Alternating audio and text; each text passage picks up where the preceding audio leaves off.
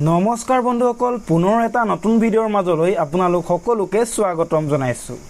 বন্ধুসকল, ভাৰত চৰকাৰৰ তৰফৰ পৰা এখন নতুন জাননী আহিছে। সেই জাননীখনৰ অনুসৰি আপোনালোকৰ যেনেদৰে পান আধাৰ লিংক কৰা হৈছিলে, ঠিক তেনেদৰে আধাৰ আৰু ভোটাৰ কাৰ্ডৰো লিংক কৰিব লাগিব। যদিহে আপোনালোকে এই আধাৰ আৰু ভোটাৰ কাৰ্ডৰ লিংক নকৰে, তেনেহ'লে বহুতো আঁচনিৰ পৰা আপোনালোকে বঞ্চিত হ'ব লাগিব। তো বন্ধুসকল, আজি এই ভিডিঅ'টো চাই আপোনাৰ নিজৰ লগতে আপোনালোকৰ ঘৰৰ সকলোৰে আধাৰ আৰু ভোটাৰ লিংক কৰি লওক, নহ'লে আপুনি পাছলৈ হয়তো বহুতো প্ৰব্লেম হ'ব, বহুতো আঁচনিৰ পৰা বঞ্চিত হ'ব। তো বন্ধুসকল, আধাৰ আৰু ভোটাৰ লিংক কৰিবলৈ হ'লে প্ৰথমে আপোনালোকৰ যিটো মোবাইলৰ প্লে ষ্ট'ৰ হয়, সেই প্লে ষ্ট'ৰটো অ'পেন কৰি ল'ব। অ'পেন কৰি ইয়াতে আপোনালোকৰ ভোটাৰ হেল্পলাইন বুলি চাৰ্চ কৰি দিব। ভোটাৰ হেল্পলাইন বুলি চাৰ্চ কৰাৰ পাছত আপোনালোকৰ যিটো সন্মুখত এটা এপ দেখিব, সেই এপটো আপোনালোকে ইনষ্টল কৰি ল'ব। ইনষ্টল কৰাৰ পাছত ইয়াতে অ'পেন কৰি দিব। অ'পেন কৰাৰ পাছত আপোনালোকৰ এনেধৰণৰ এটা ইণ্টাৰফেচ দেখিবলৈ পাব। ইয়াতে আপোনালোকৰ যিটো আই এগ্ৰি দেখিছে, আই এগ্ৰিটো ক্লিক কৰি দিব। তাৰপাছত নেক্সট বুটামটো ক্লিক কৰি দিব। নেক্সট বুটামটো ক্লিক কৰাৰ পাছত ইয়াতে আপোনালোকৰ লেংগুৱেজটো চিলেক্ট কৰিব লাগিব। লেংগুৱেজটো চিলেক্ট কৰাৰ পাছত আপোনালোকে গেট ষ্টাৰ্টেডটো ক্লিক কৰি দিব। ইয়াতে ক্লিক কৰাৰ পাছত আপোনালোকৰ এনেধৰণৰ এটা ইণ্টাৰফেচ দেখিবলৈ পাব।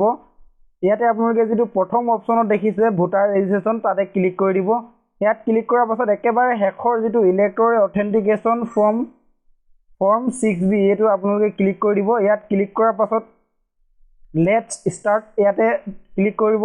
তাৰপাছত আপোনালোকৰ এটা এক্টিভ মোবাইল নাম্বাৰ দিব, যিটোত আপোনালোকৰ এটা OTP চেণ্ড কৰা হ'ব। সেই OTPটো পেষ্ট কৰিব লাগিব। তাৰপাছত আপোনালোকৰ মোবাইলটো এটা OTP চেণ্ড হ'ব, সেই OTPটো ইয়াতে পেষ্ট কৰিব লাগিব। OTPটো পেষ্ট কৰাৰ পাছত আপোনালোকে ইয়াতে ভেৰিফাই বুটামটোত ক্লিক কৰি দিব। ভেৰিফাই বুটামটোত ক্লিক কৰাৰ পাছত যিটো ইয়েছ আছে, আই হেভ ভোটাৰ ID নাম্বাৰ, তাতে আপোনালোকে এই অপশ্যনটোত ক্লিক কৰি নেক্সট বুটামটোত ক্লিক কৰি দিব। নেক্সট বুটামটোত ক্লিক কৰি দিয়াৰ পাছত আপোনালোকৰ ইয়াতে ভোটাৰ ID নাম্বাৰটো দি দিব।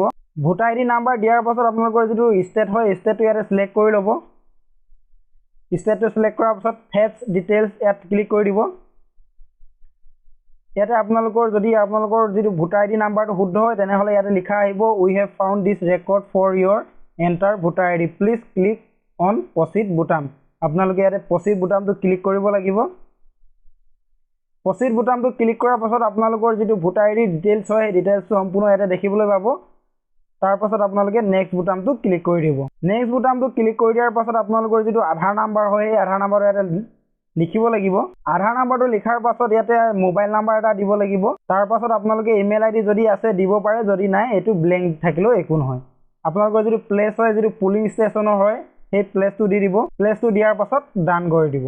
ডান কৰি দিয়াৰ পাছত পুনৰ আপোনালোকৰ যিটো ইয়াতে ফিল আপ কৰিলে আধাৰ নাম্বাৰ, মোবাইল নাম্বাৰ গোটেইকেইটা আপোনালোকে ইয়াতে দেখিবলৈ পাব। আপোনালোকে পুনৰ এবাৰ চেক কৰি ল'ব আপোনালোকৰ আধাৰ নাম্বাৰটো শুদ্ধ হৈছে নে নাই। তাৰপাছত কনফাৰ্ম বুটামটো ক্লিক কৰি দিব।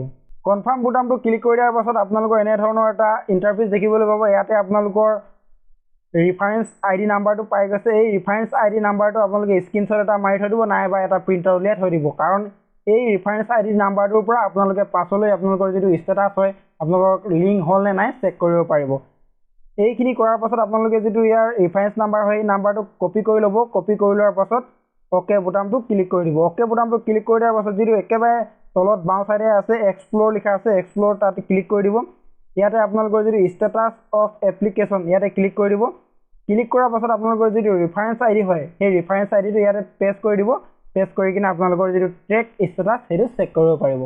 ইমানখিনি কৰাৰ পাছত আপোনালোকে 4-5 দিনৰ অপেক্ষা কৰিব। 4-5 দিনৰ ভিতৰতে আপোনালোকৰ আধাৰ কাৰ্ড আৰু ভোটাৰ কাৰ্ড লিংক হৈ যাব। চ' বন্ধুসকল, আশা কৰোঁ ষ্টেপ বাই ষ্টেপ আপোনালোকক ভালদৰে বুজাইছিলোঁ, আপোনালোকে বুজি পাইছে। যদি ভালদৰে বুজি পাইছে তেনেহ'লে প্লিজ এটা লাইক কৰিবলৈ নাপাহৰিব আৰু লগতে চেনেলটো ছাবস্ক্ৰাইব কৰি কাষতে থকা বেল আইকনটো প্ৰেছ কৰি দিব। কাৰণ এনেকুৱা ধৰণৰ ভিডিঅ' মই সদায় এটাকৈ আপোনালোকৰ মাজলৈ আগবঢ়াই থাকোঁ। চ' বন্ধুসকল, ভিডিঅ'টো শেষলৈকে চোৱাৰ বাবে আপোনালোকক বহুত বহুত ধন্যবাদ। জয় আই অসম।